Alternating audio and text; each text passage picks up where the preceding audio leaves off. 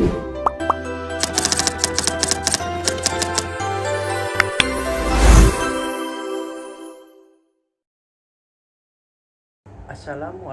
warahmatullahi wabarakatuh. Halo semuanya, perkenalkan saya Muhammad Akmal Dafa, mahasiswa dari program studi Teknik Informatika Kampus Universitas Pamulang dari kelas 08 TPLP 012. Pada video kali ini kita akan membahas salah satu topik penting dalam kuliah interaksi manusia dan komputer, yaitu groupware. Apa itu sih groupware? Bagaimana cara kerjanya? Dan mengapa ini penting, serta penerapan melalui studi kasus dari PT Sinergi Digital. Yuk kita mulai. Nah, selanjutnya yang pertama itu ada pengertian groupware. Groupware adalah istilah yang digunakan untuk membentuk perangkat lunak atau sistem yang dirancang untuk mendukung kerja kelompok atau kolaborasi baik dalam waktu nyata atau real time maupun waktu berbeda. Secara sederhana, groupware membantu banyak yang orang bekerja sama dalam menyelesaikan tugas atau proyek walaupun mereka tidak berada di tempat yang sama. Contoh aplikasi groupware yang mungkin sudah kita gunakan adalah yang pertama itu ada Google Docs. Nah, yang kedua itu Microsoft Teams. Yang ketiga itu ada Zoom. Yang keempat itu ada Trello. Dan yang kelima itu ada Slack. Nah, aplikasi ini memungkinkan kita untuk berkomunikasi, berbagi informasi, dan bekerja sama secara efektif meskipun terpisah jarak dan waktu. Nah, selanjutnya kalau tadi kita sudah membahas pengertian, kita akan membahas beberapa fitur penting yang biasanya ada dalam sistem groupware. Di antara lainnya itu yang pertama ada komunikasi. Nah, komunikasi itu contohnya ada chat, video call, dan forum diskusi. Nah, yang kedua itu ada kolaborasi dokumen.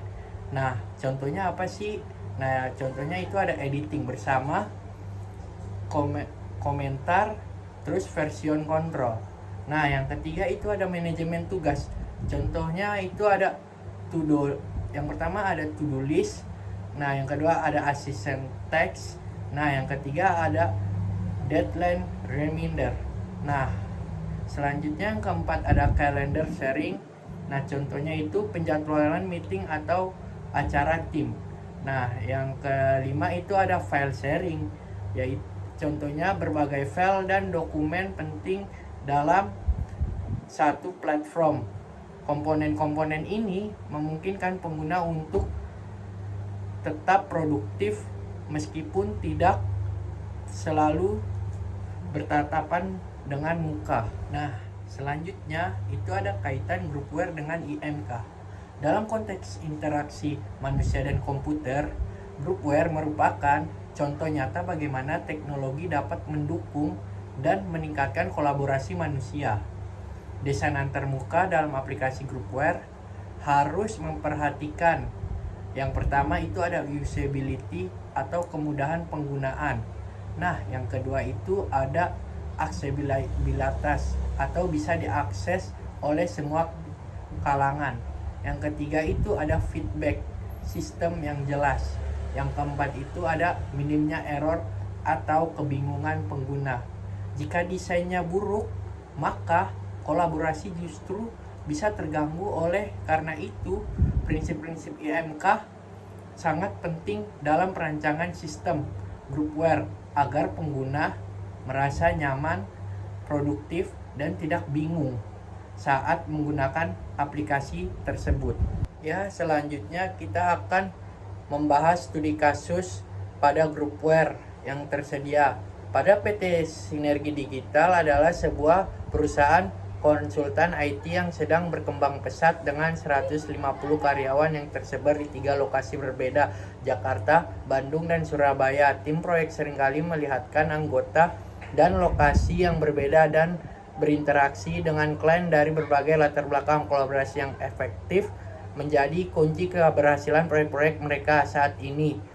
PT Sinergi Digital menghadapi beberapa tantangan dalam kolaborasi seperti yang pertama itu ada komunikasi yang tidak efisien. email seringkali menumpuk, sulit melacak percakapan penting, dan sering terjadi miskomunikasi.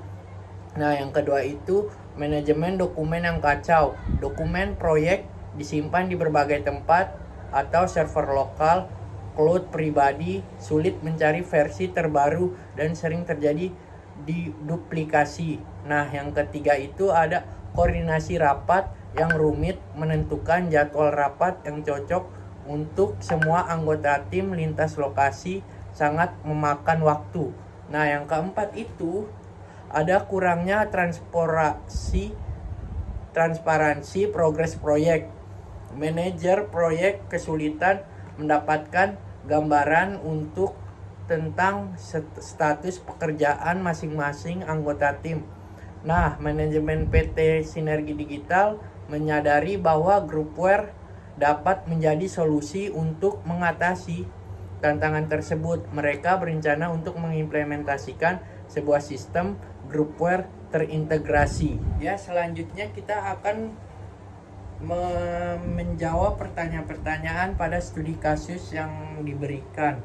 Nah, yang pertama itu ada soalnya tentang berdasarkan yang dihadapi IT Sinergi Digital, identifikasikan 3 jenis fitur groupware yang paling krusial untuk mengimplementasikan. Jelaskan mengapa masing-masing fitur tersebut penting dalam konteks permasalahan yang ada. Nah, jawabannya itu untuk mengatasi tantangan ini ada 3 fitur groupware yang sangat krusial untuk mereka mengimplementasikan. Yang pertama itu ada komunikasi terintegrasi.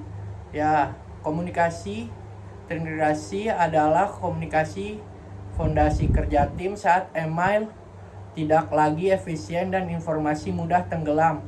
Perusahaan membutuhkan sistem komunikasi real time seperti chat, panggilan video, dan diskusi berbasis proyek. Fitur ini penting mencegah miskomunikasi dan mempercepat pengambilan keputusan antara tim lintas kota. Nah, yang kedua itu ada manajemen dokumen terpusat, yaitu dokumen yang tersebar di berbagai tempat bisa menimbulkan keterbingungan, kehilangan data, dan versi ganda. Dengan manajemen dokumen terpusat, semua anggota tim dapat menegaskan dokumen yang sama secara real time dengan history perubahan yang jelas.